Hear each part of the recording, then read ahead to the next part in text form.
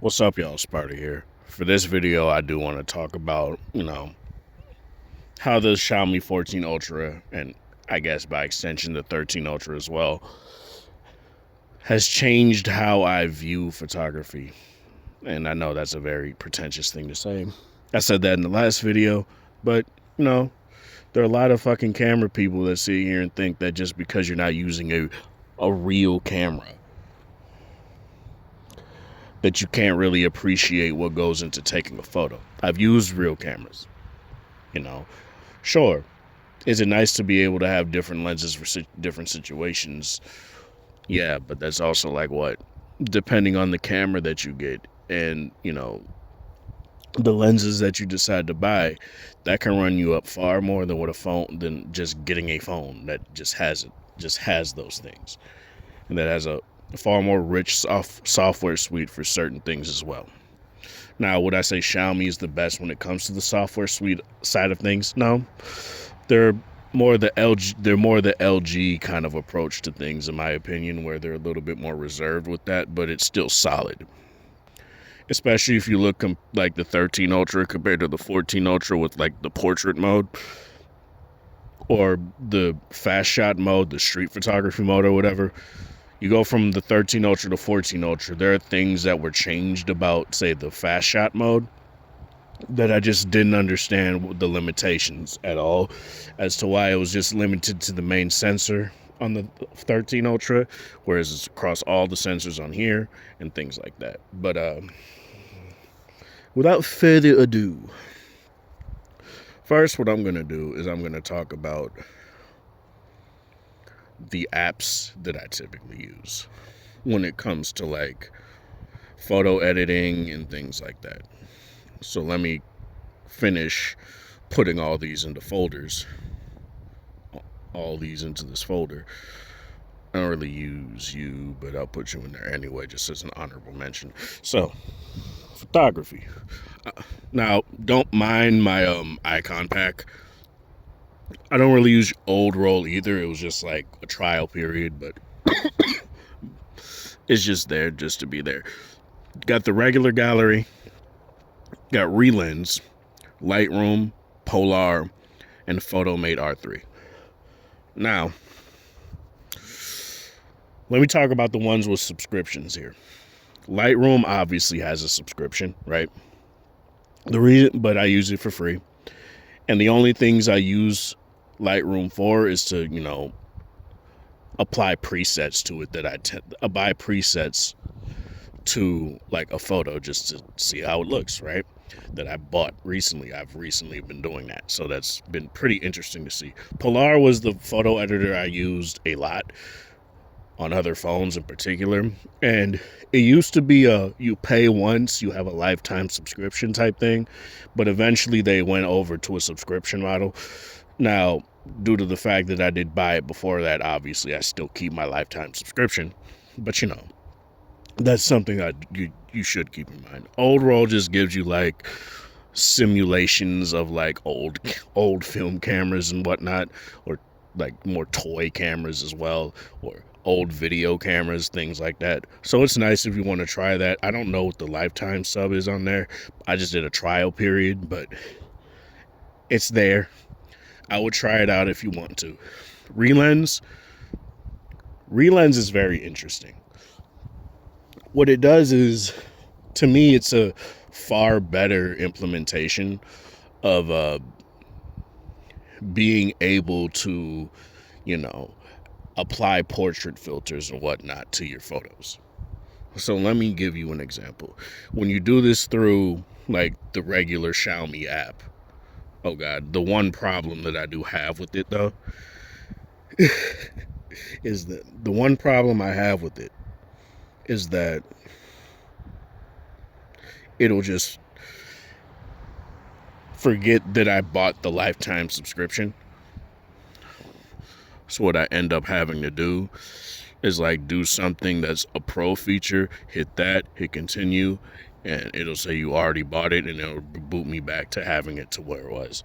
So that's something that's a little bit iffy, a little bit dumb, but either way, I'm not sitting here rebuying the subscription. I think the sub was like $20. for the lifetime sub. And for the pricing model of like a month to month thing, I think that's a far better deal, especially with how much I've been using it as of late. So as you see, this the Xiaomi 13 Ultra I have a picture of.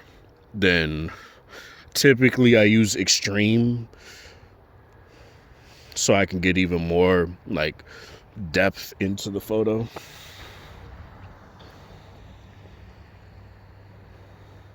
And obviously it goes up to the cloud and does AI shit too, so that's why it tends to do that. And as you guys can see, well, it doesn't let me do that here. That's right, I gotta do it.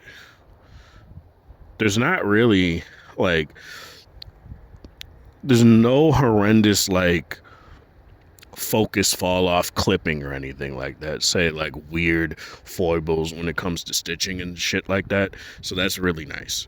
And I really do like that a lot. Now you can choose your different lenses. Say you want like Canon inspired lenses. Oh Jesus. My bad, mom called me. I'm doing some finding a different job type deal right now. But nonetheless, you could choose your different like, you choose these different lenses that mimic the look of classic lenses or professional lenses from like Canon, or I think even some of these are like Nikon as well. Or you could have more software based ones that are like radial blurs and whatnot. The one I tend to use, I like the channel blur a lot. It's actually pretty goddamn nice. Rotate blur is cool too.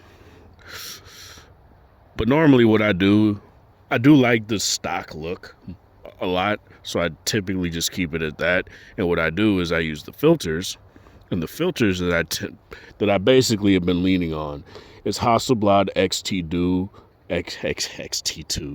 X2D filters 1 and 2. So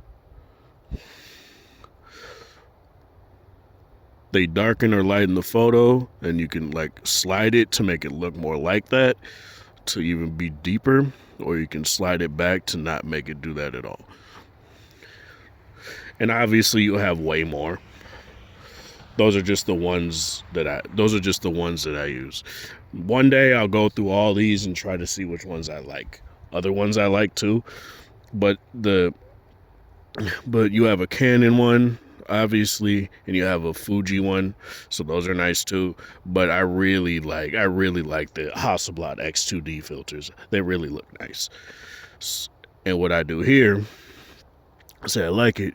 You do stuff. It also acts like a regular editor too. But what a nice thing that I like here is that you can choose where you want to expose a photo, or where you want to like saturate or desaturate a photo as well. So that's very nice. So say I just want this to be saturated up to hell, I can do that. That's nice. And then you could obviously do stuff like change all this other stuff too. So that's nice. And then what I do is I hit this, export in Ultra HD, and you just hit use it now.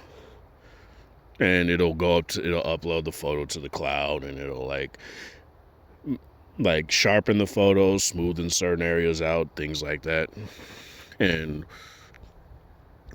for a phone like this, for the phone like a Xiaomi 14 Ultra, you're not really gonna have that many issues when it comes to like sharpness, when it comes to the like in focus parts of a photo, because the lenses are so good. The sensors are so good and the lens is so good that you don't really have to worry about that. But I tried this on like a OnePlus 9 Pro. I even tried it on my decrepit LG G7, and it does help. It definitely does help on those a little bit more. But for the 13 Ultra or 14 Ultra, you'll be fine. Don't really got to worry about it. Obviously, when you have these big booty phones, I wouldn't necessarily say that's a bad thing that's a thing to worry about a lot. So that's relens. I'm gonna do the regular gallery here, so I don't have a mishap. I'm gonna look at the photo first. Let's do this. So, in the spirit of Christmas, right? I think this was taken with the medium telephoto. I mean, I could literally just check. Yeah, it was. This was taken with the medium telephoto. Very fairly detailed. Obviously, one is going to be a little bit less in focus than the other. But the regular gallery app, what I like about this, especially if you don't want to do things like, say, pay money for like an entirely new video photo editor, I think the Xiaomi photo editing app to me is very nice. Now, you get a lot of tools here. You get your AI tab here, which you can enhance the detail of a photo, expand it, erase, or like, I don't know, sky bullshit. Get your filters here. I really like the filters on Xiaomi phones. The Seascape is kind of like a sepia tone, a little bit grainy kind of filter. I tend to use that a little bit. You got your Sangria, which kind of like dulls out certain parts, certain colors of the photo. Then you obviously can have color focus too, which is way back here. So it's not going to work here, but color focus is very nice. But let me not do that. You could also just adjust everything. Exposure, brightness, contrast, lightness, which I don't know why. I really haven't seen a use for this really. That exposure and brightness don't really do, or messing with the dark and light range don't really do, but it's there. And it's nice. Get your vignette. Sometimes I'll apply a vignette, not always. You go into your Create tab. Go to your Create tab. You can get your Leica watermark. So you can do something like this. Make it black. And that looks pretty goddamn nice, right? Now, if you want to, what you can do is you could also add... What the fuck? Hold on. It didn't look like it was doing anything. Because I'm used to the little triangle thing popping up. But I guess it doesn't do that anymore. I guess they've optimized it to not do that anymore. But whatever. Get your motion background blur. So to like do little swipes. You could also select your focus. So say you don't want it to do that. You can make it to where do things like this and it'll apply it as such. But overall, I really do feel like if you don't want to sit here and spend money on like a video or photo editor, I really do feel like the Xiaomi gallery editor is actually pretty damn good. It's what I've relied upon for the entirety of my 13 Ultra usage and for a good amount of my 14 Ultra usage until very recently. And I still use it too. So I'll still use Relens, for example, and then go in. So I want to take off the stock watermark, right? Because I keep forgetting to just turn off the regular watermark that I have just for like to make so I know what phone I'm taking the picture off of for those purposes. I'll just go into the editor, hit watermark, and it takes the watermark off. So that's nice. The only downside to that is when you save it, you can no longer and say you want to use a Leica watermark, you can't put it through Relens and then still use the Leica watermark. But what you can do, you add a watermark here. Trying to find the one that I was using. I think it was this. No, it wasn't this one. There's one that I was using where I like put the Leica red sticker there and put Xiaomi 14 Ultra down there as well. And obviously you can crop out the, other watermark and you'll be good. But this has watermarks too. The only downside is that you can't change it from white to black. So if you care about that, that's something that you just can't do on there. PhotoMate R3 is a little bit more, a little more stark. And Polar just has a lot of good things when it comes to things like just wanting to go a little bit more in depth than, say, your stock photo editor as well. There's some things that the Xiaomi gallery photo editor has that Polar doesn't, but they've added a bunch of filters and whatnot to Polar as well, so that's very nice. But yeah, in terms of all of that, I really do feel like how I take pictures now is very interesting because it has very little to do with like obviously I make sure the shot is exposed. I do all that. There used to be a point in time where I just didn't edit photos. But when I got the 13 Ultra, I started editing photos even more. I wouldn't even do that on the 1 Mark III. The only time I would is say if the photo was it was not exposed well or something like that. But if it was like in regular usage and say the photo looks fine, the photo looks fine. But a good photo editor and a good philosophy around how you want to make your photo look can really help how you take a photo in general, how you start taking the photo. Because you can start taking the photo, okay, you may not like the amount of background blur that's in the image. It might be too little.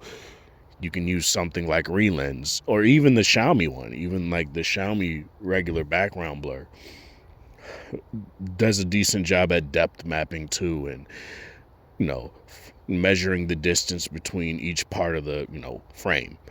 But Relens just does it better because it relies on AI a little bit more. But overall, I really do feel like from now on, this is probably how I'm going to start taking pictures. Now, I'm probably going to have to, like, say I mess with an iPhone, I'm probably going to have to sit there and buy Relens on iPhone. With Polar, I don't have to do that because it's account-based. So I could just enter my email, and then it'll be like, oh, you already bought it. Boom. But Google, like Pixels, nah. Pixels have a very terrible fucking photo editor, and you have to go elsewhere. Sony's basically don't, so you have to go elsewhere too. It's nice to have a phone that has a very good photo editor out of the box, and you start looking elsewhere and you see, I could do even more and still use what I like about the Xiaomi one. It's very nice, and I really do appreciate this camera system, if you want to say that, because it pretty much is, not even pretty much is, it is a camera system. Like there are point and shoot cameras that are out that have sensors that are smaller than the periscope and the zoom and the medium telephoto lens. And obviously that'll be smaller than the main lens because the main sensor is a 1-inch type. It's a 1-inch type sensor. And obviously it's not just the hardware that counts, but when you also take into account that, Leica colors are on this phone too, and like authentic, like a vibrant and whatnot, and the amount of pro level things you could do with like intricate control that the phone gives you, you don't have to worry.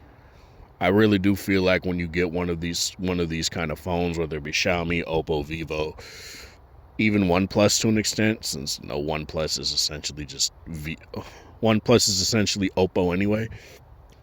You don't really have to worry, and to me, that's something that I really do like a lot. This is Sparta. Thanks for watching. Thanks for the support. Sorry for the long hiatus. Sometimes it's just difficult because you don't know what to talk about. And every time I've tried to sit here and record a video, it's been horrendously windy. And when it's not windy, it's on the day that I work, so I can't go out and record a video. So it's stuff like that makes it more difficult, right? But especially since I have to go outside to record a video, that's another aspect to it. But I will attempt to make sure that I put out more content than just a video every 2 to 3 months. At least I'm not sitting here complaining about the fact, I put out a video once every 3 months. Why am I not making any ad revenue? Because I'm not putting out any videos. So, yeah. This is Sparta. Thanks for watching. Thanks for the support. Hope you guys have a wonderful What day is it? Thursday? Whatever time of day is the area. Happy belated Merry Happy belated Merry Christmas. Merry belated Christmas. Well, some Brits still say Happy Christmas, so I guess it's fine. But have a good one.